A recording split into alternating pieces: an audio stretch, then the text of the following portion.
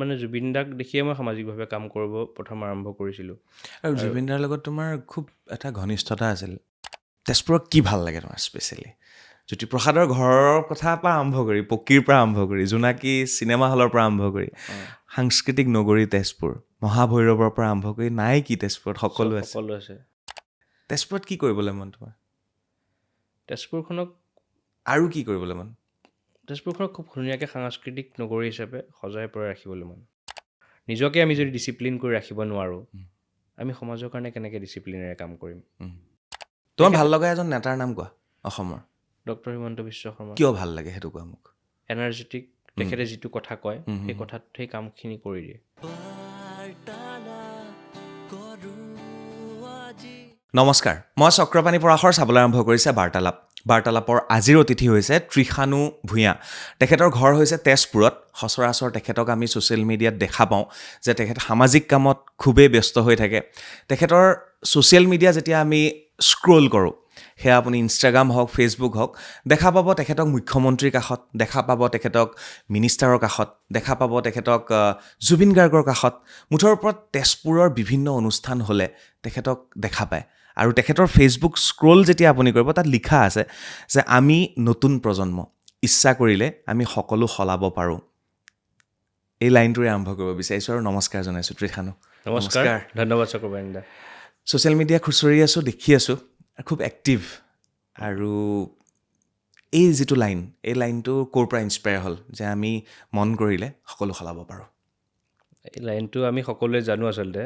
আৰু আমি যিহেতু জুবিন দাৰ আদৰ্শে সৰুৰ পৰা আদৰ্শিত আৰু তেখেতৰ সামাজিক সত্তাটোক লৈ পেলাই সৰুৰ পৰা কাম কৰি আহিছোঁ, গতিকে এই লাইনটো তেখেতৰ পৰাই ইনস্পায়াৰ্ড। তেখেতক অনুসৰণ কৰি পেলাই তেখেতৰ লাইনৰ জৰিয়তে এই লাইনটো আচলতে লিখা হৈছিলে। কি সলাব বিচাৰা? আচলতে সামাজিকভাৱে যেতিয়া কাম কৰিব আৰম্ভ কৰিছিলোঁ সৰুকালৰ পৰাই, স্কুলীয়া জীৱনৰ পৰা, গতিকে সেই সময়ছোৱাত নিজৰ এটা মানসিক স্থিতি আছিল যে আমি যেতিয়া সামাজিক কামবিলাক কৰিছিলোঁ, স্বচ্ছ অভিযানেই হওক, আৰ্তজনক সহায় কৰাই হওক, বা যি ধৰণে আমি সমাজখনত এটা নতুন চিন্তাৰে যুৱ প্ৰজন্মক লগত লৈ পেলাই আমি যেতিয়া স্কুলত পঢ়িছিলোঁ, তাৰপিছত কলেজত আহিছিলোঁ, চাইকেল লৈ ওলাই আহিছিলোঁ, তাৰপিছত কলেজত অহাৰ পিছত বাইক আহিলে, এনেকৈ আমি যেতিয়া একগোট হওঁ ল'ৰা ছোৱালীবিলাক, তেতিয়া বন্ধুবৰ্গৰ লগত এই কথা বতৰাবিলাকে পতা হয় যে সমাজত কি অনৈতিক কাম হৈ আছে, আমাৰ কৰিব লগা কি আছে। আৰু সেই ধৰণেই কামবোৰ কৰিছিলোঁ। আমি ড্ৰাগছৰ এগেইনষ্টত তেতিয়াই আমি কেম্পেইন কৰিছিলোঁ। বানপীড়িতক আমি সামগ্ৰী দিবৰ কাৰণে মেজিক ভাড়া কৰি তেতিয়া তেজপুৰৰ পৰা জামুগুৰিলৈকে গৈছিলোঁ, মেজিকত লমি। তাৰপাছত ব্লাড ডনেশ্যনটো বহুত আমি এটা গ্ৰুপ খুলি পেলাই আমি বিভিন্ন ধৰণে মানে ব্লাড ডনেশ্যন কেম্প কৰিছিলোঁ। তো সেই যিবিলাক পৰিৱৰ্তন, স্বচ্ছ ভাৰত অভিযান যেতিয়া আহিছিলে, তাৰ আগমুহূৰ্তৰ পৰাই আমি তেজপুৰত বিভিন্ন ধৰণে আপোনালোকে দেখিবই সামাজিক মাধ্যমতো আমি সেই কামবোৰ কৰি আছিলোঁ। নিশ্চয়। একেলগে বহুত ল'ৰা ছোৱালী তেজপুৰত যুৱ প্ৰজন্মক একত্ৰিত কৰি ওলাই আহিছিলোঁ। আফটাৰ বিফৰ আমি ফটো দিছিলোঁ। আগতে লেতেৰা হৈ থাকে এনেকৈ, আৰু তাৰপাছত আমি চাফা কৰি পেলাই ফটো দিওঁ, হস্পিটেলৰ কাষতে হওক বা বিভিন্ন ধৰণৰ সামাজিক মানে ঠাইত হওক। তো সেই যিটো এটা পৰিৱৰ্তন, কোনোবাই আমি যে চিন্তা কৰিছিলোঁ আমি এইখিনি কৰিব লাগে, যুৱ প্ৰজন্ম হিচাপে সেই সময়ত আমিয়ে ওলাই আহিছিলোঁ তেজপুৰত। গতিকে সেই পৰিৱৰ্তনটোৰ কাৰণে বা সেই এটা চিন্তাৰে যেতিয়া আগবাঢ়িছিলোঁ, আৰু সেই ধৰণেই সেই পৰিৱৰ্তনটোক আচলতে পৰিৱৰ্তন হিচাপে ভাবি এই লাইনটো ব্যৱহাৰ কৰা হৈছিলে নিশ্চয় সেই সময়ত। নিশ্চয়। কিন্তু তৃষাণু সামাজিক কামত ব্যস্ত থকাৰ উপৰি তেখেতে দায়িত্বত আছে। আৰু যি দায়িত্ব বিজেপি চৰকাৰৰ বা বিজেপি দলৰ যিটো ইউথ, হয়নে? হয়। কি দায়িত্বত আছে এবাৰ কোৱা? ভাৰতীয় জনতা যুৱ মৰ্চা অসম প্ৰদেশৰ এতিয়া সাংস্কৃতিক বিভাগৰ দায়িত্বত আছোঁ, আৰু লগতে কলিয়াবৰ সাংগঠনিক জিলাৰ সহপ্ৰভাৰী হিচাপে দায়িত্ব পালন কৰি আছোঁ, এজন কাৰ্যকৰ্তা হিচাপে। নিশ্চয়। ইমানখিনি দায়িত্বত থকাৰ পিছত মই এতিয়া ছ'চিয়েল মিডিয়ালৈ আহোঁ। শেহতীয়াকৈ কলিয়াবৰত নৰেন্দ্ৰ মোদী আহিছিলে। তাতে কলিয়াবৰখনৰ এটা হাব হৈ গ'ল কেইদিনমানৰ কাৰণে যে সকলো অসমৰ মিনিষ্টাৰ, MLA, ৰাজনৈতিকবিদ সকলো তাত ব্যস্ত। তাৰ মাজত বহুত মানুহ থাকে। তাৰ মাজত মই কেইখনমান ফটো মোৰ চকুত পৰিল। তুমি এইখন ফটো মই যদি চাওঁ, হিমন্ত বিশ্ব শৰ্মা ডাঙৰীয়াক তুমি গামোচা পিন্ধাইছা, এইখন ফটো যদি চাওঁ তেতিয়াহ'লে পল্লৱ লোচন ডাঙৰীয়াৰ লগত একেলগে খোজকাঢ়িছা। তাৰপিছত যদি মই যাওঁ তেতিয়াহ'লে এখন ফটো আছে যিখন অশোক সিংঘালে তোমাৰ গালত চুই আছে। তাৰপিছত যদি যাওঁ মই এয়া বিষ্ণু ৰাভাৰ পুত্ৰ পৃথ্বীৰাজ ৰাভাৰ কাষত তুমি থিয় হৈ আছা, তেজপুৰৰ বিধায়ক। তাৰপিছত মই যাওঁ এনেকৈ যদি গৈ থাকোঁ বহুত আছে। পীযুষ হাজৰিকাৰ লগত দেখিছোঁ। ফটোবিলাকে কি সূচায়? চাওক, আচলতে যিহেতু ভাৰতীয় জনতা পাৰ্টীত কাম কৰি আছোঁ এজন কাৰ্যকৰ্তা হিচাপে, গতিকে আমাৰ বিভিন্ন ধৰণৰ দায়িত্ব থাকে বা অনুষ্ঠান যেতিয়াই হয় আমি এজন সক্ৰিয় কাৰ্যকৰ্তা হিচাপে কাম কৰাৰ প্ৰয়াস কৰোঁ নিজৰ 100% দি। আৰু নৰেন্দ্ৰ মোদী ডাঙৰীয়া আমাৰ মাননীয় প্ৰধানমন্ত্ৰী, আমাৰ সকলোৰে শ্ৰদ্ধাৰ, তেখেতে যিধৰণে অসমক ভাল পায়, তেওঁ যিধৰণে অসম আগমন তেখেতৰ হৈ আছে, তেখেতে ইমান ধৰণে কাম কৰি আছে, গতিকে তেখেতক আমি স্বাগতম জনাবৰ কাৰণে সদায় আমি উৎসাহিত হৈ থাকোঁ, আমি উৎফুল্লিত হৈ থাকোঁ। আৰু যিহেতু কলিয়াবৰ সাংগঠনিক জিলাৰ মই সহপ্ৰভাৰী দায়িত্বত আছোঁ, গতিকে মাননীয় নৰেন্দ্ৰ মোদী ডাঙৰীয়া যেতিয়া আহিছিলে কাজিৰঙা এলিভেটেড কৰিডৰৰ উন্মোচনৰ কাৰণে, সেই সময়ত বহুত দায়িত্ব আছিলে, গতিকে তাত থাকি লৈছিলোঁ আৰু বিভিন্ন ধৰণে কাম কৰিছিলোঁ। তেতিয়া বিভিন্ন ৰাজনৈতিক আমাৰ জ্যেষ্ঠসকলক লগ পাইছিলোঁ আৰু তেনেকৈ লগ পাই থকা হয় আচলতে। আৰু আপুনি যিকেইখন ফটোৰ কথা ক'লে সেইকেইখন আচলতে হেৰি নহয়, আমাৰ নৰেন্দ্ৰ মোদী ডাঙৰীয়া অহা এইটো বেলেগ সময়ৰ নহয়, এইটো আচলতে কেইদিনমান আগত আমাৰ যুৱ প্ৰজন্মক উদ্যমিতা আঁচনি হয় তাৰ প্ৰধান ফটো আছিলে। যি কি নহওক, ৰাজনৈতিকভাৱে যথেষ্ট মানে তুমি অকণমান খবৰ খাতি ৰাখা। যিহেতু ৰাজনীতিত আছোঁ, গতিকে খবৰ ৰখাটো আমাৰ প্ৰয়োজনীয়তা আছে আৰু ৰাজনৈতিকভাৱে সদায় সক্ৰিয় হৈ থাকিব বিচাৰোঁ, থাকোঁ আৰু নিশ্চয়।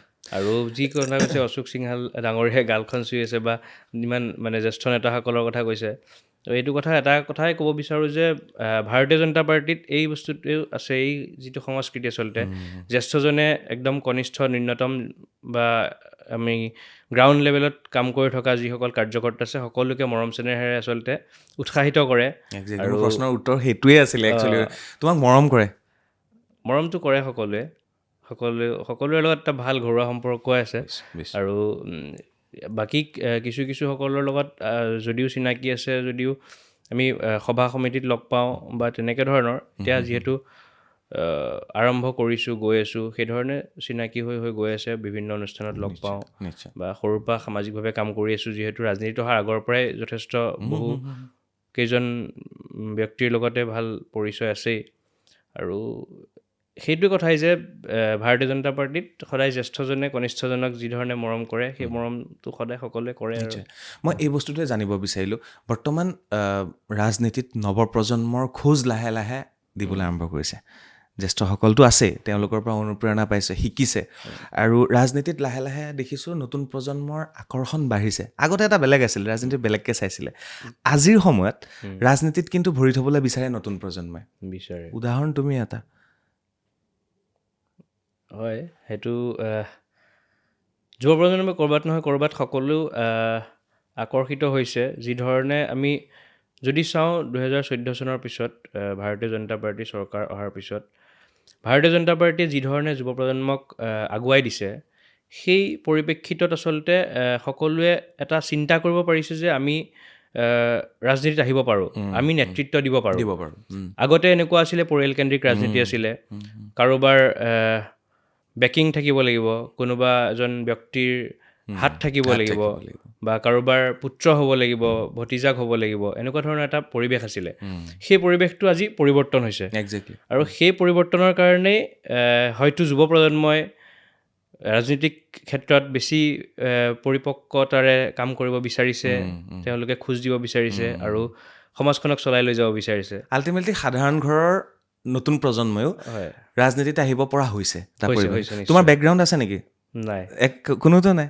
মা শিক্ষয়িত্ৰী আৰু দেউতা বেংকত চাকৰি কৰিছিল। ৰিচেণ্টলি তেখেত অৱসৰ গ্ৰহণ কৰিছে আজি যোৱা মাহত। সেইটোৱে ক'লোঁ মই, মানে নতুন প্ৰজন্মই ৰাজনীতিত আহিব লাগে। তৃষানু ভূঞাৰ দৰে ল'ৰা বৰ্তমান ৰাজনীতিত আহিছে। হয়তো তেওঁ ভৱিষ্যতলৈ MLA হয়, নিৰ্বাচন খেলে নেখেলে পিছৰ কথা, কিন্তু কাৰ্যকৰ্তা হিচাপে কাম কৰাৰ মজা এটা আছে। মানে সেইটো এটা ইলেক্ট্ৰেল পলিটিক্সটো অলপ বেলেগ। সামাজিকভাৱে মই ৰাজনীতিত অহা মাষ্টাৰ ডিগ্ৰী কমপ্লিট কৰি মই সক্ৰিয় ৰাজনীতিত আহিছোঁ ভাৰতীয় জনতা পাৰ্টীত জড়িত হৈছোঁ প্ৰথমতে শোণিতপুৰ জিলাৰ দায়িত্বত আছিলোঁ তাৰপিছত এতিয়া ৰাজ্যিকৰ দায়িত্বত আছোঁ কিন্তু তাৰ আগৰ পিছত মই যেতিয়া স্কুলীয়া জীৱনত পঢ়ি আছোঁ স্কুলীয়া জীৱনৰ পৰাই মই তেজপুৰৰ লগতে অসমৰ বিভিন্ন ঠাইত সামাজিকভাৱে কাম কৰি আছোঁ তেতিয়া আমি লগ পাইছোঁ বহুত আগতে লগ পোৱা দাড়ি গজাই নাই তেতিয়া তেতিয়া জুবিন দা যায় আমি একেলগে ইফাল কৰোঁ বান সাহাৰ্য দিব যাওঁ এই সৰুৰ পৰা তেনেধৰণে সামাজিক সাংস্কৃতিক অসমৰ সামাজিক সাংস্কৃতিক ক্ষেত্ৰখনৰ লগত তেতিয়াৰ পৰাই জড়িত মোক এখনমান তোমাৰ সৰুকালৰ ফটো আছে নিউজ 18ৰ পৰা আমি এবাৰ এটা কেম্পেইন কৰিছিলোঁ এটা হেৰি টৰ্চ লাইট দিছিলে এতিয়াও আছে মোৰ ঘৰত টৰ্চ লাইট নিউজ 18 লিখা আছিলে আৰু কিবা এটা দিছিলে সৰু সৰু বস্তু গিফ্ট দিছিলে কিবা কিবি গান গাব লাগে ৰাতিপুৱাই হৈছিলে সেইটো খুব ৰাতিপুৱা হৈছিলে সেই মুহূৰ্তবিলাক আৰু সঁচাকৈ সেইবিলাক দিন বহুত বেলেগ ভাল লাগে এতিয়া নতুন প্ৰজন্ম ইমান আগবাঢ়ি আহিছে তেতিয়ানো তোমাৰ বিষয়ে আৰু ভালকৈ জানিব চেষ্টা কৰিম পঢ়া শুনা তোমাৰ তেজপুৰ তাৰপিছত কেনেকৈ ক'ত এইখিনি কৈ যোৱা স্কুল আছিলে মই শংকৰদেৱ শিশু বিদ্যা নিকেতনত পঢ়িছিলোঁ তুমি শংকৰদেৱত পঢ়া অ'কে তাৰ আগত মই মাজতে মানে ক্লাছ 5ৰ পৰা 7লৈকে মই গভৰ্ণমেণ্ট বইজতো পঢ়িছোঁ তাৰপিছত কিবা আমাৰ লগৰ মানে একেলগে 10জনমান আমি শংকৰদেৱলৈ আকৌ ঘূৰি আহিলোঁ তেনেকুৱা হ'ল তাৰপিছত শংকৰদেৱৰ পৰা মেট্ৰিক দিলোঁ তাৰপাছত হায়াৰ ছেকেণ্ডেৰী দৰং কলেজ তাৰপাছত ডিগ্ৰীও দৰং কলেজ তাৰপিছত দৰং কলেজত যেতিয়া আছিলোঁ তাৰ আগৰ পৰা মই দৰং কলেজত যেতিয়া মানে ছাত্ৰ ৰাজনীতিত আছিলোঁ দৰং কলেজত যেতিয়া আছিলোঁ প্ৰথম ফাৰ্ষ্ট ইয়েৰ ছেকেণ্ড ইয়েৰত থাকোঁতে সেই স্কুলীয়া জীৱনৰ পৰা সামাজিকভাৱে কাম কৰি আহিছিলোঁ তেতিয়া সামাজিকভাৱে কাম কৰি থাকিলে অলপ থাকে আৰু তেতিয়াই নিউজত তেতিয়া অলপ আমি পাণ সাহাৰ্য দিব যাওঁ কিবা কৰিব যাওঁ সদায় মানে শোণিতপুৰ জাৰ্নেলিষ্ট ইউনিয়নখন ঘৰৰ নিচিনা হৈ গ'ল মানে চবেই সৰুৰ পৰা পোৱা তেতিয়া মানে দাড়িও গজা নাই একদম সৰু আৰু ক্ষীণমিন আছিল এতিয়াও ফটোবিলাক আছে তেতিয়াৰ পৰা তেনেকৈ কৰি থকাৰ কাৰণে যেতিয়া কলেজত ডিগ্ৰীত সোমোৱাৰ লগে লগে চব দল সংগঠনবোৰ আহি যায় আৰু মানে ক'লে যে আমাৰ পৰা তুমি GS খেলিব লাগিব প্ৰেছিডেণ্ট খেলিব লাগিব এনেকৈ তাৰপিছত প্ৰথমবাৰ ৰাজনীতি মানে ছাত্ৰ ৰাজনীতিত নোসোমাওঁ আৰু সামাজিকভাৱে এনেকৈ কাম কৰিম এনেকুৱা এটা মানসিকতা আছিলে তাৰপিছত লাহে লাহে যেতিয়া চবেই ক'লে তাত মই লাষ্ট ছেমত মই প্ৰেছিডেণ্ট সভাপতি পদৰ কাৰণে প্ৰাৰ্থিত্ব আগবঢ়ালোঁ দৰং কলেজত আৰু তাৰপাছত মই দৰং কলেজৰ হিষ্ট্ৰীত মই হায়েষ্ট ভোটত জিকিছিলোঁ তেতিয়া মানে ডাঙৰ এটা কেম্পেইন হৈ গৈছিল অসমৰ বেলেগ বেলেগ কলেজতো এটা প্ৰচাৰটো মানে খুব ভালকৈ হৈছিলে আৰু দৰং কলেজৰ প্ৰেছিডেণ্ট হ'লোঁ প্ৰেছিডেণ্ট হোৱাৰ পাছত মই যিদিনাখন প্ৰেছিডেণ্ট জিকিছোঁ সেইদিনাখন জুবিন দা তেজপুৰত আছিলে জুবিন দা সিদিনা তেজপুৰত আছিলে জুবিন দা আৰু গুৰুমাবু আছিলে তাৰপাছত জুবিন দাই গামোচা পিন্ধাইছিলে যিদিনাখন মই জিকিছোঁ এতিয়াও আছে ফটোখন আৰু মানে সেইটো ক'ব নোৱাৰোঁ জুবিন দাক দেখিয়ে মই সামাজিকভাৱে কাম কৰিব প্ৰথম আৰম্ভ কৰিছিলোঁ আৰু জুবিন দাৰ লগত তোমাৰ খুব এটা ঘনিষ্ঠতা আছিল তেওঁ পুত্ৰ বুলি কৈছিলে কেইবাবাৰো কৈছে শোণিতপুৰ জাৰ্নেলিষ্ট ইউনিয়নৰ সন্মুখত তেতিয়া কলাগুৰু ফেষ্টিভেল আমি পাতিছিলোঁ তেজপুৰত সেইটো সময়ত শোণিতপুৰ জাৰ্নেলিষ্ট ইউনিয়নৰ সন্মুখত চবৰ ওচৰতে কৈ গৈছে ই মোৰ পুত্ৰ হয় এনেকৈ কৈছে এদিন নহয় বহুত দিন কৈছে আৰু বহুত তেখেতৰ ব্যক্তিগত স্মৃতি আছে ভাবিলে মানে ভাবিব নোৱাৰি আৰু এতিয়া নভবা হৈছোঁ তথাপি মাজে মাজে ডিষ্টাৰ্বটো কৰিয়ে থাকে তেনেকুৱা বহুত স্মৃতি আছে চবৰে মোৰ লগতে বহুত হ'ল তাৰপিছত তেনেকৈ ছাত্ৰ ৰাজনীতি হ'ল তাৰপিছত মাষ্টাৰ ডিগ্ৰী কৰিলোঁ মই ছিকিম চেণ্ট্ৰেল ইউনিভাৰ্চিটিত চাইক'লজিত ক্লিনিকেল চাইক'লজি স্পেচিয়েলাইজেশ্যন আছিলে ক্লিনিকেল চাইক'লজিত মাষ্টাৰ কেনেকুৱা বিষয়টো কি শিকায় তাত ক্লিনিকেল চাইক'লজি তাৰমানে মানুহৰ এনে psychology is a scientific study of human behaviour যোনটো আমি ডেফিনেশ্যনত ক'ব যদি যাওঁ তো চাইক'লজিৰ বিভিন্ন ধৰণৰ পাৰ্ট থাকে ছ'চিয়েল চাইক'লজিটো বেলেগ ক্লিনিকেলত কি হয় আমি যিটো চাইক্ৰেটিক হয় সেইটো মেডিকেল চায়েন্সৰ যিটো হয় তেওঁলোকে চাইক্ৰেটিষ্ট হোৱাৰ পিছত তেওঁলোকে মেডিচিন প্ৰেছক্ৰাইব কৰিব পাৰে আৰু চাইক'লজিষ্টে মেডিচিন প্ৰেছক্ৰাইব কৰিব নোৱাৰে তেওঁলোকে কাউন্সিলিং দিব পাৰে আৰু MPhil কৰিব লাগে তাৰপিছত আৰু বেলেগ বেলেগ বহুত ক'ৰ্চ আছে কৰাৰ পাছত আপুনি ক্লিনিকো খুলিব পাৰে বা হস্পিটেলত আপুনি কনচালটেণ্ট হিচাপে আপুনি কাম কৰিব পাৰিব আৰু কাউন্সিলিং দিব পাৰে তেনেকুৱা ধৰণৰ মানসিকভাৱে আমি মানুহৰ চাইক'লজি পঢ়িব পাৰা তুমি মানে কথা পাতিলে এইটো মানে পঢ়াৰ কাৰণে ক'ৰবাত নহয় ক'ৰবাত মানুহ লগ পাই সেইটো ফিল হয় কিন্তু চাইক'লজি বহুত মানুহে সোধে চাইক'লজি আৰু এষ্ট্ৰলজি বা এই বস্তুটো অলপ একে বুলি ভাবে অঁ বহুতে সোধে যে তুমি কোৱাচোন মই কি ভাবি আছোঁ এনেকুৱা ধৰণৰ কথা সোধে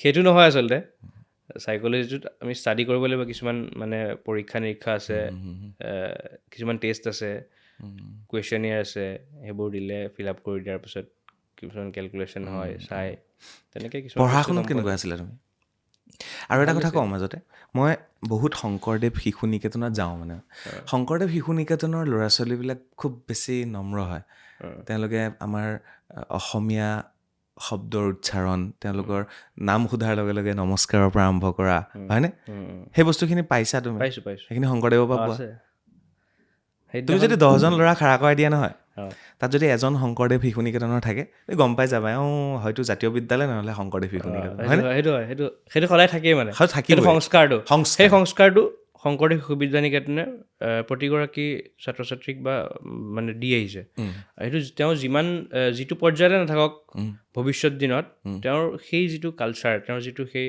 মানে ব্যৱহাৰ সেই ব্যৱহাৰটো সদায় থাকে আচাৰ্য নমস্কাৰ সেৱা কৰাটো সেইটো সদায় থাকে মই ৰিচেণ্টলি মোক স্কুললৈ মানে বিদ্যালয় সপ্তাহৰ মুখ্য বক্তা হিচাপে মাতিলে তেতিয়া গ'লোঁ বহুত কণ কণ ল'ৰা ছোৱালী দেখিছোঁ সেই মানে স্মৃতিটোলৈ ঘূৰি যোৱা যায় তেতিয়া যাওঁতেও বা আমাতকৈ ছিনিয়ৰো বহুকেইজন আহিছে কোনোবা প্ৰফেচাৰ এতিয়া কোনোবা বেলেগ ক্ষেত্ৰত কাম কৰিছে কোনোবা ইঞ্জিনিয়াৰ তেনেকৈ বহুত 2-4জন ব্যক্তি আহিছিলে মানে ছাত্ৰ আহিছিলে প্ৰাক্তন ছাত্ৰ তো তেওঁলোকেও সেই আচাৰ্য নমস্কাৰ সেৱা কৰা সেই যিটো আমাৰ মনোভাৱ সেই মনোভাৱটো মানে আপুনি যিটো উচ্চ পৰ্যায়লৈকে নাযায় কিয় সেই কালচাৰটো দেখিব আৰু সেই কালচাৰটো অতিকৈ প্ৰয়োজন আচলতে নিশ্চয় জ্যেষ্ঠক সন্মান সৰুক মৰম অকণমান তেজপুৰৰ কথা পাতোঁ ভাল লাগিব শোণিতপুৰ একেলগে আছিলোঁ এটা সময়ত এতিয়া আমি গহপুৰ বিশ্বনাথ চাৰিআলি ভাগ ভাগ হৈ গ'ল তাৰ আগতে দৰং আছিলে তেজপুৰখন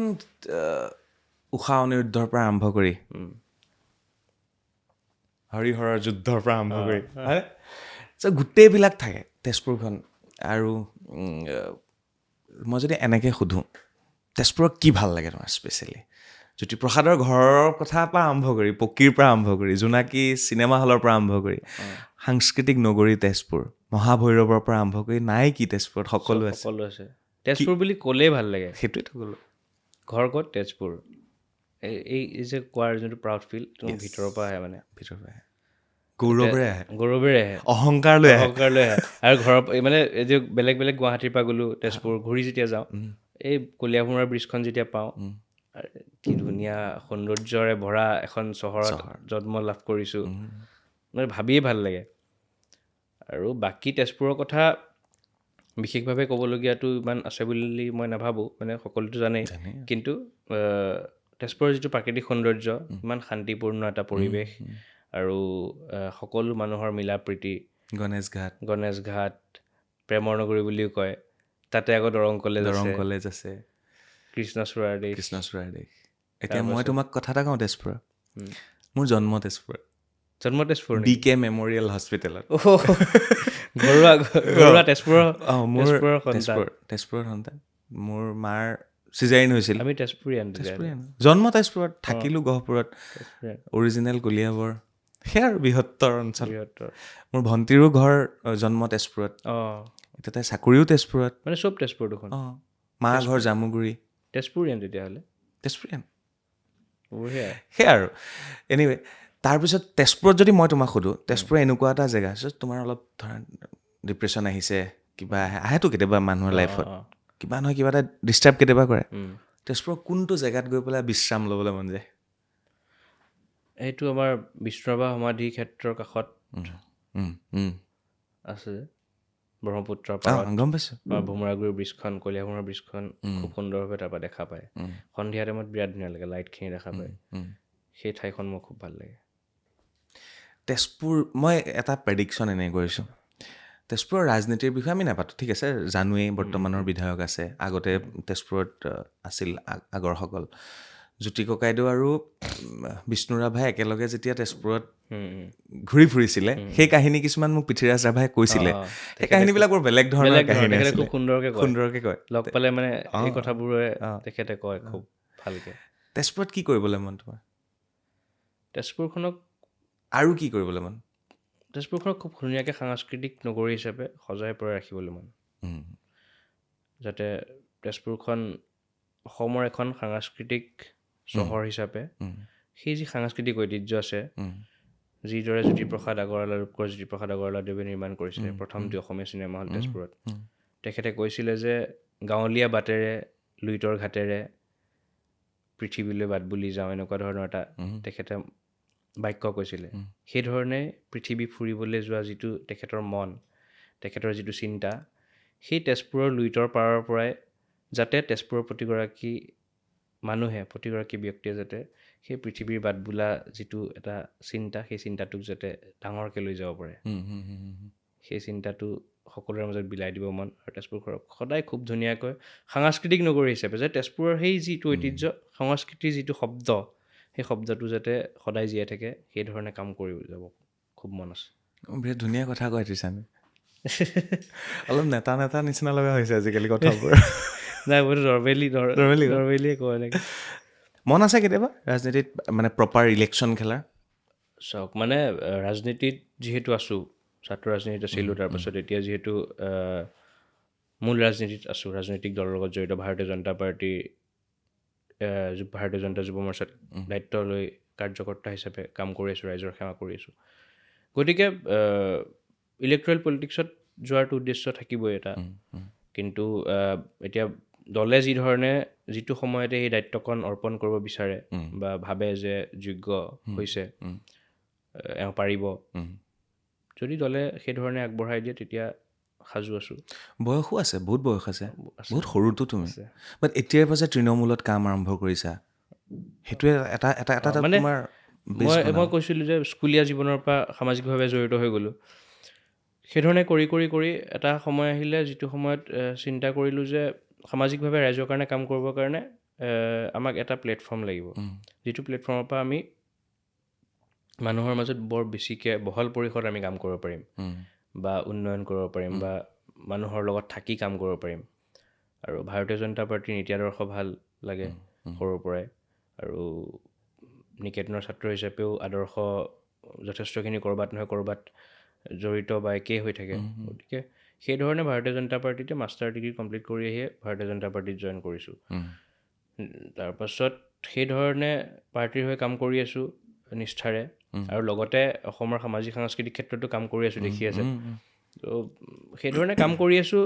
যদি কেতিয়াবা দলে বিচাৰে বা আমাৰ উচ্চ নেতৃত্বই যদি কেতিয়াবা ক'ৰবাত ভাবে যে যোগ্য, তেতিয়া নিশ্চয় মোৰ পাতি ল'বলৈ সাজু আছে। দায়িত্ব ডাঙৰ হৈ গৈ থাকিব ন, এতিয়া এটা দায়িত্বত আছে, নেক্সট আৰু বেলেগ দায়িত্ব। মানে মূল উদ্দেশ্যটো এইটো নহয় যে মই কিবা এটা হ'বই লাগিব, MLA মিনিষ্টাৰ হ'ব লাগিব, কিন্তু ৰাইজৰ কাৰণে কাম কৰি যোৱাটো মোৰ মূল লক্ষ্য। নিশ্চয় মই মানে শেষ নিশ্বাসলৈকে ৰাইজৰ কাৰণে কাম কৰি যাম, সেইটো মানে এইবোৰ কথা ক'লে বেছি কোৱা নিচিনা হয় ন, এইবিলাক মানে আগৰ ডাইলগ, কিন্তু মানে এটা থাকে ন। মই যেতিয়া মানে মাষ্টাৰ ডিগ্ৰী কৰি আছিলোঁ, মই দৰং কলেজত থাকোঁতে মই সদায় সামাজিকভাৱে জড়িত হৈ থাকোঁ। ইভেন অসমীয়া চিনেমা যিমান প্ৰমোচনৰ কাৰণে তেজপুৰত আহে, সকলো শিল্পী সমাজৰ জ্যেষ্ঠৰ পৰা কনিষ্ঠজন সকলোৰ লগত মোৰ ভাল সম্পৰ্ক, সকলো তেজপুৰ আহিলে মোক ফোন কৰে। সেইধৰণে যিমান চিনেমা হওক, এই ক্ষেত্ৰত প্ৰমোচনেল ক্ষেত্ৰতে হওক বা বেলেগ অন্যান্য ক্ষেত্ৰতে হওক, কাৰোবাৰ কিবা বেলেগ অসুবিধা বা থাকিবৰ কাৰণে কিবা এটা অসুবিধা হৈছে, ব্যৱস্থা কৰিব, বিভিন্ন ক্ষেত্ৰত সদায় এইটো সৰুৰ পৰাই কৰি আছোঁ। আৰু এডমিনিষ্ট্ৰেশ্যনৰ লগতো সেই সৰুৰ পৰাই এটা মানে নিজৰ সম্পৰ্ক, মানে কোনো এনেকুৱা নাই যে কোনোবাই কাৰোবাক মই ক'ম, কোনোবাই কৰি দিব, সেইখিনি সদায় নিজে কৰি আহিছোঁ। মানে আৰু চাবাচোন, প্ৰত্যেকখন ঠাইত এনেকুৱা এজন ল'ৰা থাকে, যিজন ল'ৰা মানে বিপদত পৰিলে নহয়, তেওঁক ফোনটো কৰিলে সেই বিপদটোৰ পৰা উদ্ধাৰ হয়। আৰু তেজপুৰত মই সঁচা অৰ্থত কওঁ, তেজপুৰত তৃষানুক বহুত বাৰ, আজি নহয়, মই যদি কওঁ জুবিন দাৰ কথাটো, জুবিন দাই যতীন বৰাৰ চিনেমাৰ পৰা আৰম্ভ কৰি, হয়নে, দৰং কলেজত এবাৰ এখন প্ৰচাৰ কৰিব গৈছিলোঁ আমি একেলগে, যোনে যায় মানে সেইফালেদি পাৰ হ'লে কিছুমান অসমত জেগা আছে, ফোনটো মানে নকৰিলে ভাল নালাগে, অ'কে এইফালে আহিছোঁ দেই, অ'কে ঠিক আছে। সেই বস্তুটো যে কৰা, সেইটো কি স্বাৰ্থ থাকে তাত একো স্বাৰ্থ নাথাকে। কিয় কৰা তেতিয়াহ'লে? ভাল লাগে, দেখি থাকোঁ ন, ভাল লাগে, মানে এটা আন্তৰিকতা থাকে। আৰু মোৰ সেই বস্তুটো আছে, মানে মই সেইটো নাজানো, মানে জুবিনদাৰ পৰা আহিল চাগে, জুবিনদাৰ পৰা শিকিলোঁ। মানে সৰুৰ পৰা তেখেতক সান্নিধ্যতা পালোঁ বা তেখেতৰ লগত এটা ঘৰুৱা হেৰি আছিলতো, গতিকে তেখেতক তেখেতক জুবিন দাৰ মই বহুত ডাঙৰ বেছি ফেন আছিলোঁ, সকলো ফেন হয়। তাৰপিছত তেনেকৈ কাম কৰি কৰি জুবিন দাই মোক আঁকোৱালি ল'লে বা সেইধৰণে আগবাঢ়ি গ'লোঁ। গতিকে হয়তো সেইটো ক'ৰবাত তাৰ পৰা আহিছে আৰু মানুহক চবকে ভাল পাওঁ, এনেকুৱা লাগে বেয়া মানুহ নাই। একো থট নাহে, এনেকুৱা চিন্তাধাৰণা নাহে যে কিবা বেলেগ এটা চিন্তা কৰিম। বেয়া মানুহ লগ পাইছা নে কেতিয়াবা? ফিল নকৰোঁ, কিন্তু ক'ৰবাত কোনোবাই ঠগি দিয়ে। সেইটোতো ভাল মানুহক ঠগে। ক'ৰবাত কোনোবাই ঠগে, তাৰপিছত শিক্ষা পোৱা যায় আৰু শিক্ষা পোৱা যায়। খালোঁ। কিন্তু মই সেইটো লাৰ্ণিং বুলি ভাবোঁ। একজেক্টলি, সেইটো লাৰ্ণিং। ষ্টেপ বাই ষ্টেপ গৈ থাকিব জীৱনটো, আৰু বহুত শিকি গৈ বাকী থাকিব আছে। লাগিব, বহুত বাকী আছে আৰু সেইটো আন্তৰিকতাতে আচলতে হয়। আৰু আন্তৰিকতা সদায় আছে সকলোৰে প্ৰতি, আৰু ভালো পাওঁ, সৰুৰ পৰা কৰি কৰি আহিলে অভ্যাস হৈ গ'ল। ৰাজনীতিত ব্যক্তিত্ব, মই এটা প্ৰশ্ন সোধোঁ। তোমাৰ যিটো ব্যক্তিত্ব, তোমাৰ ব্যক্তিত্বটো বাহিৰৰ পৰা আমি দেখা পাই আছোঁ। তৃষানু ভূঞা ল'ৰাজন ভদ্ৰ, ড্ৰেছ আপ ধুনীয়া, চুলি ধুনীয়াকৈ কাটে, দাড়ি বিয়েৰ ৰাখে, ধুনীয়া ঘড়ী পিন্ধে, ঠিক আছে, আঙুঠি কেইটামান হাতত থাকেই, হয়নে? আৰু যিটো কথা কোৱাৰ এটা, যিমানখিনি কথা ক'ব লাগে সিমানখিনি কথা কয়। এই বস্তুটো যিটো ব্যক্তিত্ব আৰু ৰাজনীতি, এইটো কেনেকৈ ভাবা তুমি? ৰাজনীতি যেতিয়া আমি কৰিম, মানে কি, আমি সমাজখনক আমি আগবঢ়াই লৈ যাম, আমি ছিষ্টেমত থাকি আগবঢ়াই লৈ যাম। গতিকে আমি ছিষ্টেমত থাকি আগবঢ়াই কাৰ কাৰণে লৈ যাম? পাব্লিকৰ কাৰণে, ৰাইজৰ কাৰণে। ৰাইজক আমি কি ধৰণে উপস্থাপন কৰিম? ৰাইজৰ লগত আমি কি ধৰণে কথা পাতিম? আমাৰ যদি কথা পতাৰ শৈলী নাথাকে, আমাৰ যদি নিজকে আমি যদি ডিচিপ্লিন কৰি ৰাখিব নোৱাৰোঁ, আমি সমাজৰ কাৰণে কেনেকৈ ডিচিপ্লিনেৰে কাম কৰিম? গতিকে আমি নিজক ধুনীয়া কৰি, নিজক সুন্দৰভাৱে উপস্থাপন কৰি লৈ যোৱাটো আচলতে প্ৰত্যেকজন ব্যক্তি বা নাগৰিকৰ দায়িত্ব। নিশ্চয়। কাৰণ আমি যেতিয়া ডিচিপ্লিনটো আমি নিজে মেইনটেইন কৰিম, তেতিয়া আমি আনজনক আমি শিকাব পাৰিম বা আমাৰ পৰা কোনোবাই অনুসৰণ কৰিব। সেইটো ৰাজনীতি বুলিয়ে নহয়, সামাজিকভাৱে জড়িত বা প্ৰতিগৰাকীয়ে আচলতে খুব সুন্দৰভাৱে নিজক উপস্থাপন কৰি লৈ যোৱাটো মূল লক্ষ্য হ'ব লাগে। আৰু সেইধৰণে ইমান নাভাবোঁ, নৰ্মেলি নিজক লৈ যাওঁ, সেইটো ভিতৰি অট'মেটিকেলি হয় আৰু। মই সিদিনা ক'ৰবাত পঢ়িছিলোঁ হা, মই আজি দুখনমান কলেজতো এইটো কৈ থৈ আহিছোঁ, খুব ভাল পালে তেওঁলোকে, মই ক'ব বিচাৰিছোঁ তোমাক। মই সিদিনা পঢ়িলোঁ যে মানুহৰ ব্যক্তিত্ব কেনেকুৱা হ'ব লাগে, পঞ্চপাণ্ডৱৰ দৰে, যুধিষ্ঠিৰৰ দৰে অলপ ধাৰ্মিক, যুধিষ্ঠিৰৰ দৰে ভীমৰ দৰে অলপমান বলৱান, অৰ্জুনৰ দৰে লক্ষ্য স্থিৰ হ'ব লাগে, চকু মাছ নহয়, নকুলৰ দৰে অলপ ধুনীয়া হ'ব লাগে, সহদেৱৰ দৰে সহনশীল হ'ব লাগে। চ' সেই বস্তুটো, সেই গোটেই ব্যক্তিত্বটো এজন মানুহৰ ভিতৰত যেতিয়া সোমাই যায়, তেওঁ বোলে সম্পূৰ্ণ মানুহ হয় বুলি কয়। তুমি তেনেকুৱা নে? ভাবিব পাৰে। পাৰি। আৰু এটা প্ৰশ্ন আছে, সামাজিক মানুহক বৰ সহজ নহয় সামাজিক হৈ থকা। জুবিন গাৰ্গ হোৱা ইমান সহজ নাছিল, হিমন্ত বিশ্ব শৰ্মা হোৱা ইমান সহজ নহয়, ঠিক আছে। ঠিক একেদৰে তলৰ লেভেলত যদি ভাবোঁ, চক্ৰপাণি পৰাশৰ হোৱাও ইমান সহজ নহয়, এনি টাইম গালি খাই থাকে। তৃষানু ভূঞা হৈ থকাও ইমান সহজ নহয়, যিহেতু সামাজিক মানুহ। অকণমান ভুলতে পাব্লিকে লাগি যাব, বেয়া পাব, গালি পাৰিব, মৰম যিমান কৰে সিমান বেয়াও পায়। সামাজিক হৈ থকাটো কিমান কঠিন, তৃষানু ভূঞা ক'ব? সামাজিক হৈ থকাটো যথেষ্ট কঠিন, সেইটো অনুভৱ ক'ৰবাত নহয় ক'ৰবাত অকণমান কৰোঁ। আৰু ইমান দিনে বিভিন্ন ব্যক্তিক লগ পাই, দেখি শুনি সেইটো অনুভৱ কৰিছোঁ। বিশেষকৈ জুবিন দা বহুত ওচৰৰ পৰা দেখিছোঁ, আৰু বিভিন্ন সামাজিক ব্যক্তি, ৰাজনৈতিক পথাৰতেই হওক, আমাৰ সাংস্কৃতিক বিভাগতেই হওক, বিভিন্নজনক দেখা পাইছোঁ যে আপুনি যিমান ভাল কাম কৰে, যিমান আজি আপুনি এটা উচ্চ শিখৰত নাথাকে কিয়, কালি পৰহি আপুনি কিঞ্চিত মানৰ এটা যদি ভুল হৈ যায়, ৰাইজৰ গালি খাবই লাগিব। সেইটো খুব কঠিন কাম। আৰু সেইবাবে সেই কথাটো মই এটা বস্তু ভাবোঁ যে, মই চিন্তা কৰোঁ দেই, যদি মই বেলেগ কোনোবা এজন মানুহে, ছাপ'জ আপুনি এতিয়া ইমান ধুনীয়াকৈ খুব সুন্দৰভাৱে কামবোৰ কৰি আছে, সৰুৰ পৰা দেখি আহিছোঁ, আজি আপুনি এজন প্ৰতিষ্ঠিত এগৰাকী ব্যক্তি, কৰি আছোঁ। কালি পৰহি আপোনাৰ এটা কিঞ্চিত ভুল কিবা কাৰণে আপোনাৰ ভুল থাকিবও পাৰে বা নাথাকিবও পাৰে আৰু সেই কথাটোত মানুহে এইটো উপলব্ধি কৰিব লাগে যে সেইটো হ'বও পাৰে বা নহ'বও পাৰে সেইটো যুক্তিযুক্ততাটো মানে কথাটো সঁচা নে মিছা সেই কথাখিনি চালি জাৰি চোৱাৰ পিছতহে মানুহে ৰিয়েক্ট কৰিব লাগে তাৰ আগত যদি কৰি দিয়ে আপোনাৰ ইমান বছৰৰ কষ্ট অথলে যাব গ'ল এক ৰাতিত পানীত সেইটো বুজি নাপায় কোনে সেইটো বুজাটো কিন্তু বহুত বহুত দৰকাৰ দৰকাৰ আৰু সেই বস্তুখিনি আমি যুৱ প্ৰজন্মই বুজাব লাগে মানুহক য়েছ য়েছ আমি যদি যিধৰণে চিন্তা কৰোঁ আমি যদি সেইখিনি কথা এনেকৈ নকওঁ বা আমিতো সাধাৰণ মানুহ যিসকল আপোনালোক আছে বা যিসকল ব্যক্তি আছে সকলো আৰু প্ৰতিগৰাকী ছাত্ৰ ছাত্ৰী হওক বা যুৱ প্ৰজন্মই হওক সকলোৱে যেতিয়া এই কথাটো চিন্তা কৰিব যে এই মানুহজন হোৱাটো ইমান কষ্টকৰ তেওঁ ইমান দিনে সাধনা কৰি কৰি আজি এটা পৰ্যায় পাইছে তেওঁক এক ৰাতিত যদি আমি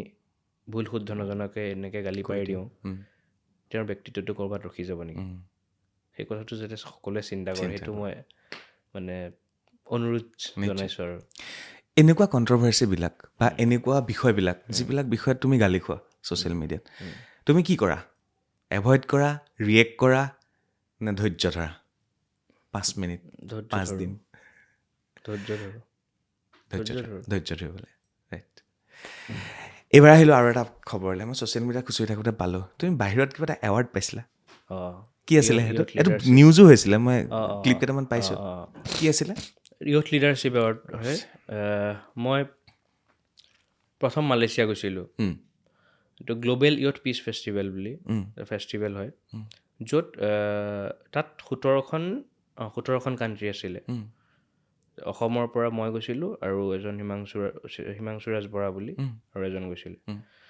আমি মালয়েছিয়াত গ'লোঁ ৰিপ্ৰেজেণ্ট কৰিলোঁ ইণ্ডিয়াক ইণ্ডিয়াৰ পৰা আৰু বেলেগ বেলেগ ঠাইৰ 5জনমান গৈছে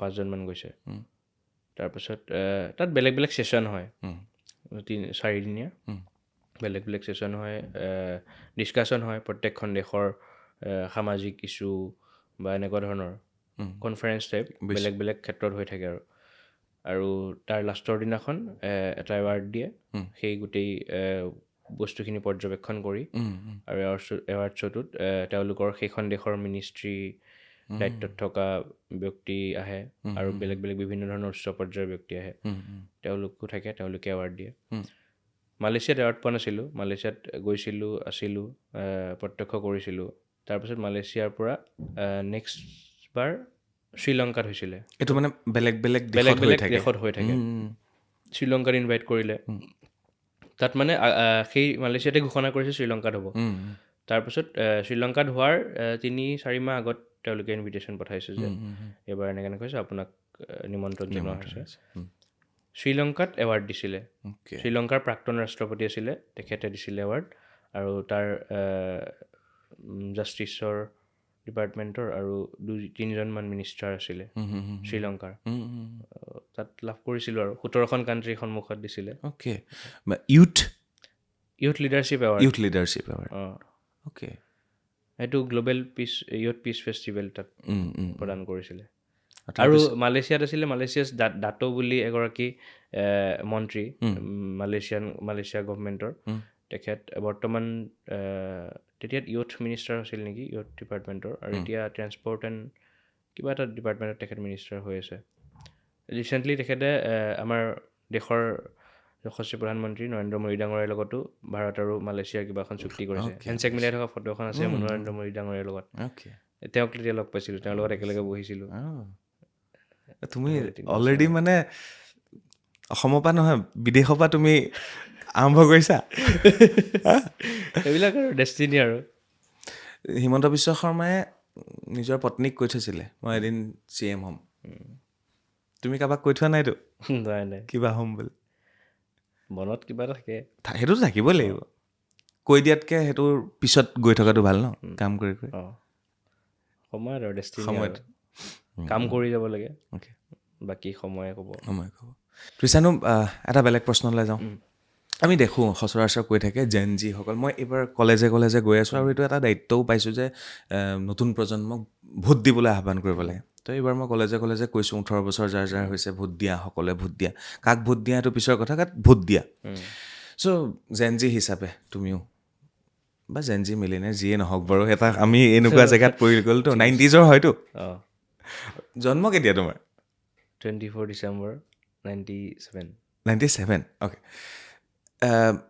অসমখনৰ পৰিৱৰ্তন তুমি দেখিছা আজিৰ পৰা 10 বছৰৰ অসম অঁ 10 বছৰ 100% পিছত কি পৰিৱৰ্তন দেখিছা গোটেই সামগ্ৰিক ভৌগোলিক উম, গোটেই সামগ্ৰিক যিটো অসমৰ প্ৰেক্ষাপট আছিলে গোটেই প্ৰেক্ষাপটটোৰে পৰিৱৰ্তন দেখা পাইছোঁ উম, উম, নহয় জানো উম, আমি যেতিয়া স্কুলত আছিলোঁ আমি স্কুল ওলাওঁ আজি চকা বন্ধ সেইটো হয় কাপোৰ সলাই থৈ দিওঁ প্ৰতিবাদ কাপোৰ সলাই খেলিব গুচি যাওঁ উম, আজি অসম বন্ধ ৰাতিপুৱা উঠি পেপাৰত আহি যায় অসম বন্ধ প্ৰতিবাদ এনেকুৱা এখন অসম দেখা পাইছিলোঁ ন আমি আমাৰ চিন্তাটো সেই তাতেই সীমিত আছিলে সঁচাকে ৰাতিপুৱাই খবৰ এটা আহে ৰাতিপুৱা গড় খবৰ আহি হত্যা যায় অঁ গড়টো সদায় মৰিবই। গড় হত্যা আহেই ফাৰ্ষ্ট পেজত উম, নিউজৰ হেডলাইনত আহে উম, তেতিয়া আমি চিন্তিত আছিলোঁ আৰু সন্ধিয়া হ'লে সদায় টক শ্ব' চাইছিলোঁৱে উম, উম, এই আমাৰ জ্যেষ্ঠ সমানী মৃণাল তালুকদাৰ আহ, আছিল উম, স্নিগ্ধা শেখাবা উম, তেওঁলোক উম, থাকে সন্ধিয়া টাইমত আমাৰ প্ৰয়াত দেৱেন দত্ত ছাৰ উম, তেখেত টক শ্ব'ত থাকেই প্ৰায় থাকে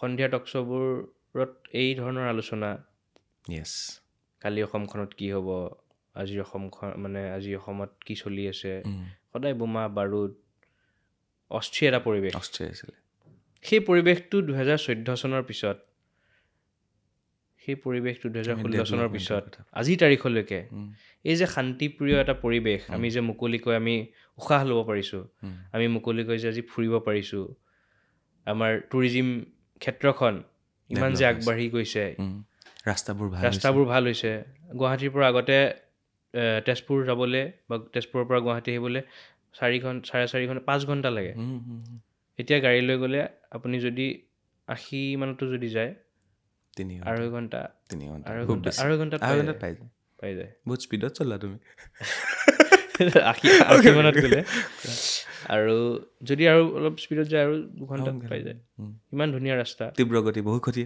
তীব্ৰগতি বহু ক্ষতি লাহে লাহে যাব লাগে যাব লাগে গতিকে সেই যিটো পৰিৱৰ্তন এতিয়া এলিভেটেড কৰিডৰৰ নিচিনা এটা ইমান ডাঙৰ প্ৰকল্প অসমত আছে আহিছে গহপুৰ কেনেকুৱা ডেভেলপ হ'ব মোৰ ঘৰৰ সন্মুখত অঁ সেয়া জংচন হ'ব গহপুৰৰ ৰেল ষ্টেচন অঁ এয়াৰপৰ্ট হ'ল গহপুৰত এয়াৰপৰ্ট হ'ল প্ৰথম অসমৰ AI কলেজখন হৈ আছে গহপুৰত হৈ আছে মানে কিমান বেলেগ এটা সেইটোৱে, পৰিৱৰ্তন আগতে এইবিলাক কথা আমি আলোচনাই কৰা নাছিলোঁ সঁচা কথা সঁচাখিনি সঁচা ক'ব লাগিব IIM আহিলে আহিলে ছেমি কণ্ডাক্টৰ কেনেকুৱা এটা পৰিৱৰ্তন ব্ৰিজ সেই আহিলে। ব্ৰিজ আহিলে আমাৰ নৰ্থ গুৱাহাটীৰ যিখন দলং কি সুন্দৰ পৰিৱেশ ৰাতিপুৱা গ'লে ৰখিলেই গুৱাহাটীখন মানে গুৱাহাটীখন কিন্তু বৰ বেলেগ এটা পৰিৱেশ সৃষ্টি হৈছে গতিকে এই যিটো পৰিৱৰ্তনৰ ধাৰা এই ধাৰাটো আমি সেই স্কুলত থকা মই যিখিনি কথা ক'লোঁ আৰু এতিয়াৰ অসম যিখন 14 চনৰ পৰা 16 চনৰ পিছৰ অসমখন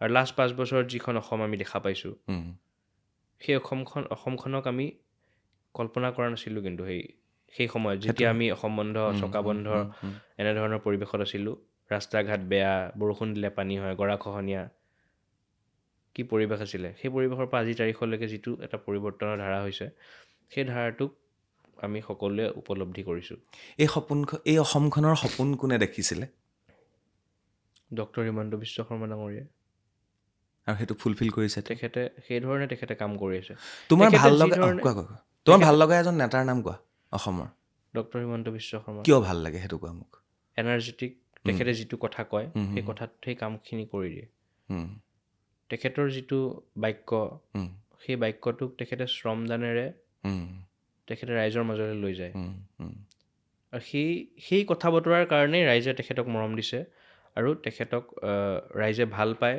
আৰু তেখেত জননেতা হিচাপে আছে তেখেত আজি কেৱল অসমতে নহয় ভাৰতৰ প্ৰেক্ষাপটত বিশ্বৰ প্ৰেক্ষাপটত এগৰাকী খুব শক্তিশালী আৰু successful chief minister Himanta Biswa শৰ্মাৰ পিছত কাৰ চকু পৰে তোমাৰ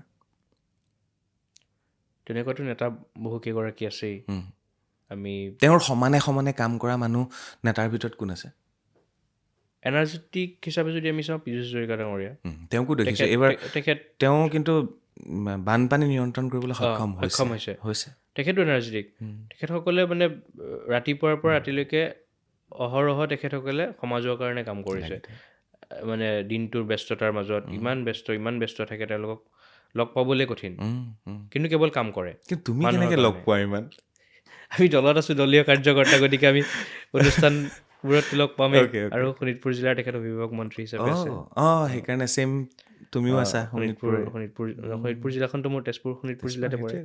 তেনেধৰণে পাওঁ। আৰু বিভিন্ন অনুষ্ঠানত যিহেতু ৰাজ্যিকৰ দায়িত্বত আছোঁ, দায়িত্ববোৰ পৰে, তেতিয়া তেওঁলোক আহে, তেওঁলোকে আমাক গাইড কৰে। তেখেতে গোটেই মেনেজমেণ্টটো চায়। যেতিয়া নৰেন্দ্ৰ মোদী ডাঙৰীয়া বা অমিত শ্বাহ ডাঙৰীয়া যেতিয়া আহে, তেখেতে গ্ৰাউণ্ডত থাকি, কাৰ্যকৰ্তাসকলৰ লগত থাকি তেখেতে গোটেই মেনেজমেণ্টটো, ক্ৰাউড মেনেজমেণ্টটো তেখেতে গাইড কৰে। আৰু এই আগৰ যিবিলাক মই মাজতে সুধোঁ হা, তুমি যিহেতু লগত লাগি থাকা, দেখি আছা, আগৰ এটা সময়ত এনেকুৱা আছিল বিধায়কজনক আমি লগ নাপাওঁ, লগ নাপায়, ভয় লাগে। ভয় লাগে। আজিকালি আমি চিফ মিনিষ্টাৰজনক লগত পাওঁ, মন গ'লেই চেলফি উঠিব পাৰোঁ, মন গ'লেই তেওঁক অভিযোগ দিব পাৰোঁ, মন লাগ বুলিলেই চাইকেল ল'ব পাৰোঁ, হয়নে? মই এনে ভিডিঅ' এটা দেখিছোঁ, মামা মোক চাইকেল লাগে, মামাই পিছদিনা দিলেই চাইকেল। এই বস্তুটো ভালৰ কাৰণে হৈছে নে নেতাৰ যিটো গাম্ভীৰ্যতা, নেতাক আচলতে ৰাইজৰ কাষত বিচাৰে সকলোৱে, সেইটো আমি পাইছোঁ। ক'ৰবাত সেই যিটো গাম্ভীৰ্যতা হেৰুৱাইছে নেকি? ভাল হৈছে নে বেয়া হৈছে? মোক ভাল হৈছে।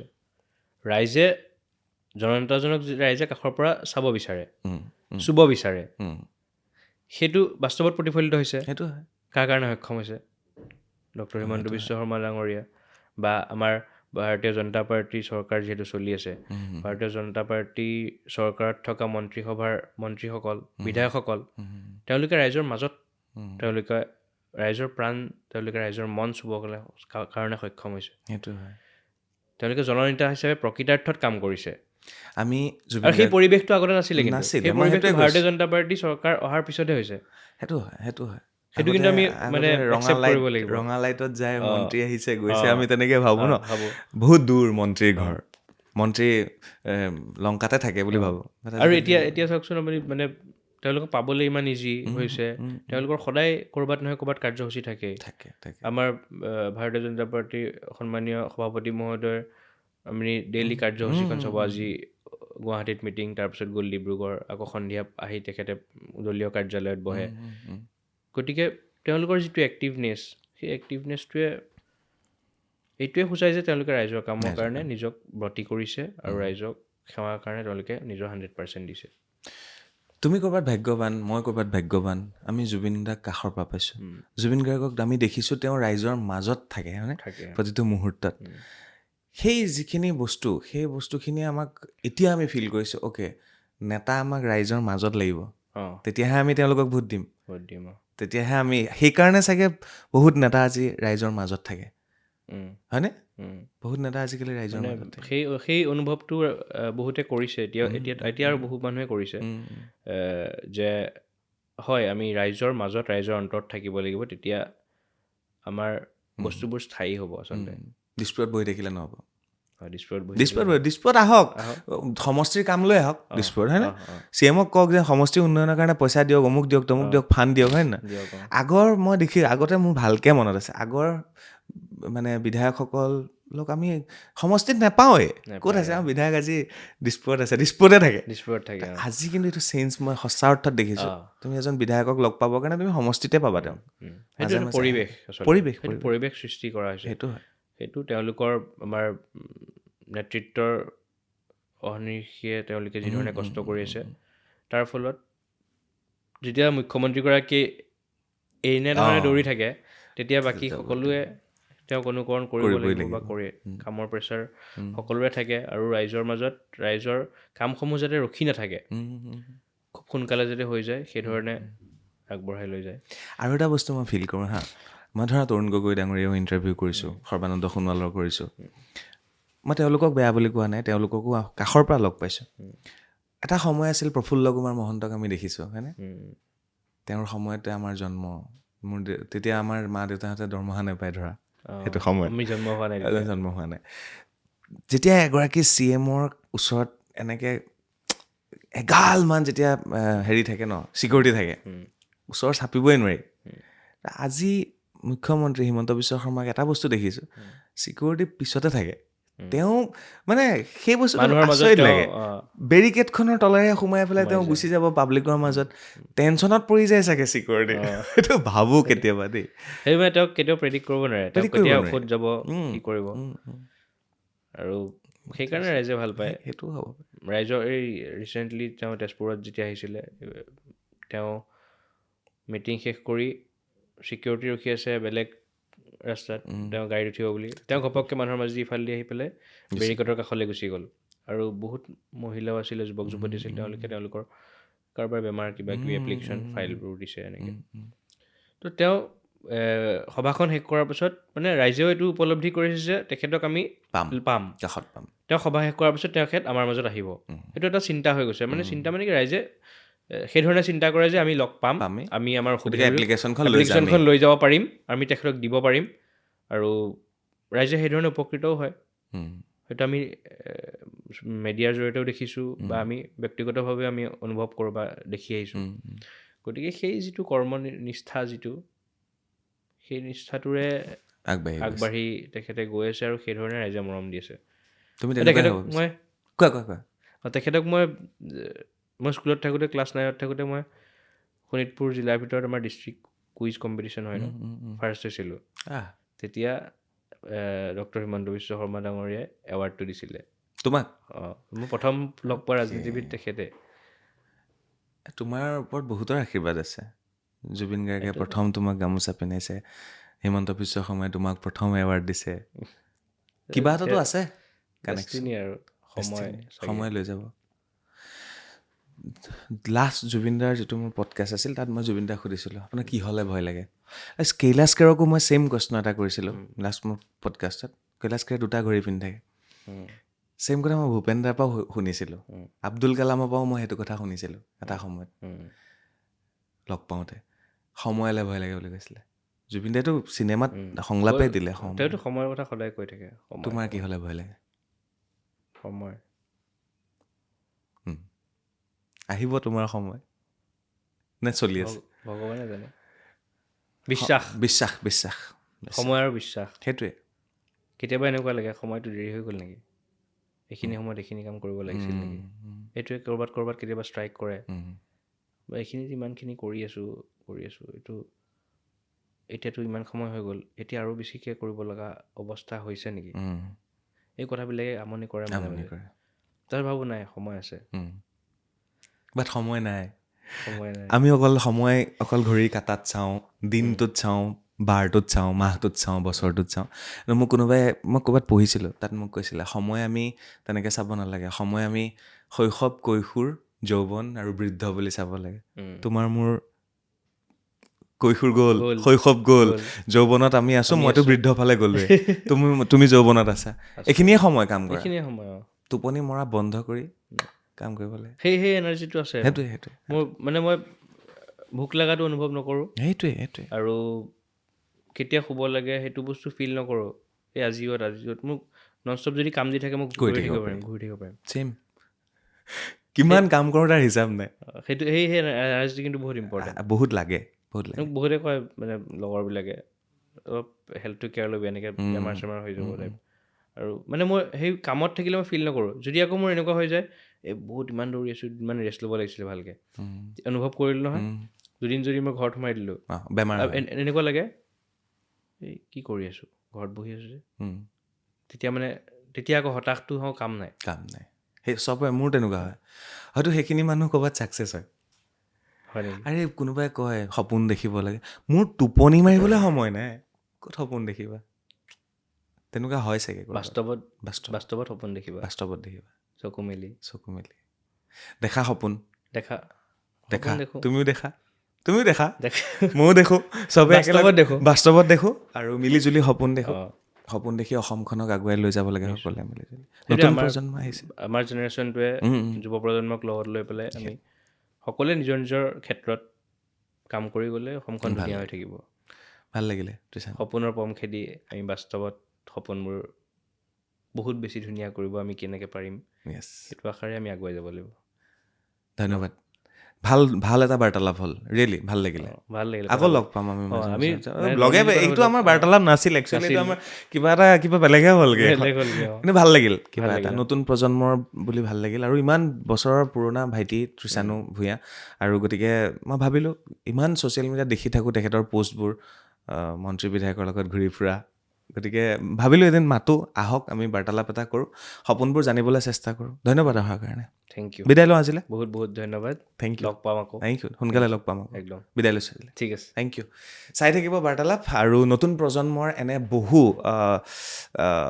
নেতা যিসকলৰ সপোন আছে যে ৰাজনীতিত তেওঁলোক আহিব নেতা হ'ব বিধায়ক হ'ব সেইটো পিছৰ কথা কিন্তু সমাজৰ বাবে কাম কৰিব তেনে ব্যক্তিক সদায় স্বাগতম বাৰ্তালাপলৈ ধন্যবাদ চাই থাকিব বাৰ্তালাপ থেংক ইউ যিসকলে বাৰ্তালাপ চাই আছে সকলোকে বহুত বহুত আন্তৰিক ধন্যবাদ জনাইছোঁ আৰু চক্ৰপাণি দাই খুব সুন্দৰকৈ আমি মানে সৰুৰ পৰা দেখি আহিছোঁ খুব সুন্দৰকৈ চক্ৰপাণি দাই যিধৰণে অসমৰ সামগ্ৰিক প্ৰেক্ষাপটক যিধৰণে এই সাংবাদিকতাৰ জৰিয়তে তেখেতে যিধৰণে উপস্থাপন কৰিছে সেয়া সঁচাকৈ শলাগ ল'বলগীয়া আৰু আশা কৰিছোঁ চক্ৰপাণি দাই ইয়াতকৈ আৰু বহুত বেছি উচ্চতাৰ শিখৰত তেখেত মানে সুস্থ সাংবাদিকতা হ'ব লাগে মই সেইটো ভাবিছোঁ সুস্থ সাংবাদিকতা এনেকৈও হ'ব কৰিব লাগে। পাৰি পাৰি এনেকৈও পাৰি নৰ্মেল টক্স কৰি পেলাই পাৰি মানে শান্তিৰে মানে কথা পাতিব পাৰি কথা বতৰাবিলাক চিম্পল আৰু অঁ ইমান চিঞৰিব কমপ্লিকেশ্যন নালাগেতো চিঞৰিব নালাগে ইমান কমপ্লিকেশ্যন নালাগে আমি নৰ্মেলি কথা পাতিছোঁ আৰু তুমিতো এক্টিঙো কৰা অঁ জুবিনদাৰ গানতো তুমি এক্টিং কৰিছা জুবিনদাৰ মনৰে কইনা মানে জুবিনদাৰ মিউজিক লেভেলৰ প্ৰথম যিটো গান আছিলে মনৰে কইনা অকণমান আছোঁ তাত সেইটো জুবিনদাই তেজপুৰত অলপ শ্বুট কৰিছিলে মোক ফোন কৰিছে তই আহিব লাগিব মানে তেজপুৰ মানে এনি টাইম ফোন কৰে অহাৰ আগতেই কৈ দিয়ে বা এনি টাইম থাকে তেওঁ সিদিনাখন তেখেতে এটা মোৰ মানে স্মৃতি আৰু সিদিনাখন তেখেতে মোক এটা অভাৰকোট গিফ্ট কৰিছিলে তেখেতে সেইটো এটা গানত পিন্ধিছিল নেকি ক'ৰবাত তাৰপিছত মোক কৈছে ৰচোন হোটেলত ৰুমত মোক কৈছে তোক মই এটা গিফ্ট দিম ধুনীয়া এইটো ৰুমত গৈছে অভাৰকোটটো আনিছে মিৰৰখন আছিলে আইনাখন এনেকৈ পিন্ধাই দিছে এনেকৈ পিন্ধাই এনেকৈ সাৱটি পেলাই এনেকৈ চুমা এটা খাইছে ইয়াতে এইটো তোৰ হয় এনেকৈ কৈছে অভাৰকোটটো মই এতিয়া থৈ দিছোঁ ভালকৈ থৈ দিবা সেইটো আৰু এটা বিশেষ আছিলে মই কৈছিলোঁ যে মালয়েছিয়া গৈছিলোঁ মালয়েছিয়া যাওঁতে মই এটা জুবিন দাৰ কাৰণে জেকেট এটা আনিছিলোঁ মালয়েছিয়াত লিখা আছিলে জেকেটটো আনি মই আমাৰ এই জোনালীৰ নতুন ষ্টুডিঅ'টো তাতে দিলোঁ গিফ্ট মই কৈছোঁ দাদা এইটো মালয়েছিয়াৰ পৰা আনিছোঁ আপোনাৰ কাৰণে তাৰপিছত কৈছে ক'লে আৰু নৰ্মেলি জুবিন দা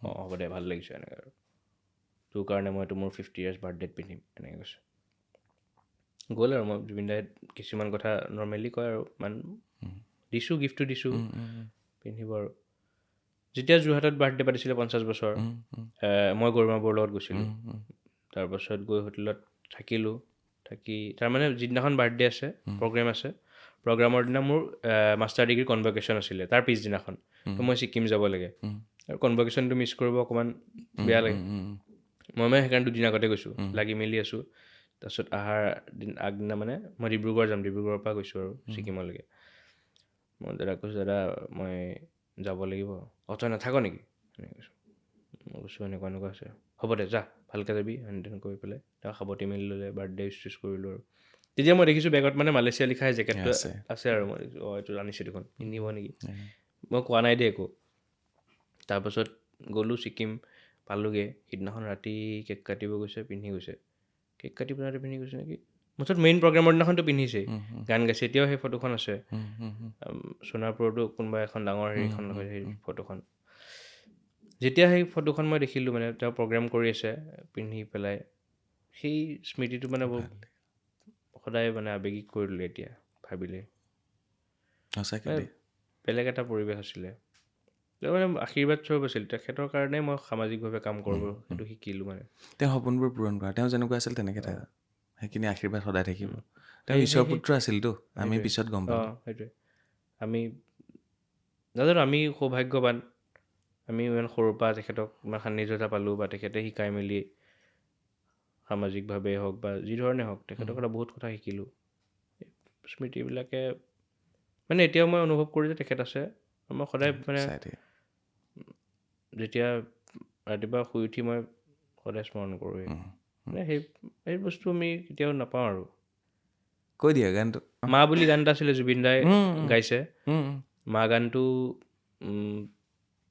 সেইটোতো মই অভিনয় কৰিছিলোঁ মলয়া গোস্বামী বাইদেউ আছিল বৰ্মা আছিলে আৰু মাধুৰ্য প্ৰতিম বুলি বন্ধু আছিল, তেওঁ গানটো লিখিছে আৰু হেৰি কৰিছিল, সেইটো জুবিন দাই গাইছে। মা আকৌ শিকাই দে মা বুলি আছে। আৰু তেনেকৈ গান আছে 9-10টামান গান কৰিলোঁ যে কলেজত থাকোঁতে আৰু মাষ্টাৰ্ছ কৰি থকাৰ সময়ত তেনেকৈ কৰিলোঁ। আৰু এটা কোৱা অভিনেতা নহ'বা আৰু নেতা হ'বাগে। নাই সেইকাৰণে এতিয়া লাষ্ট 2-3 বছৰ মানে তুমিতো হেণ্ডচাম হয় ন, অভিনেতা হ'ব পাৰিলাহেঁতেন। পাৰিলেহেঁতেন ন? হ'ব দিয়া, নেতা হ'বা। এতিয়া অভিনয়টো মাজে মাজে কৰি থাকে কেতিয়াবা যদি কিবা মানে নিজৰ পাৰ্চনেলিটিৰ লগত মিলা ৰ'ল থাকে তেতিয়া পৰি যায়। মই 8খনমানত কৰিলোঁ। এইবাৰ চুপা চুপিখনত আহি আছে, বৰ ধুনীয়া এক্টিং এই কৰিছে। বঢ়িয়া, চাব লাগিব। চুপা চুপিত ভাল এক্টিং কৰিছে। ডাবিং আছে পৰহিলে। এক্টৰ চাব দিয়া লাগিব। বিদায় লওঁ আজিলৈ। ঠিক আছে, thank you so' much. Okay, thank you. Thank U.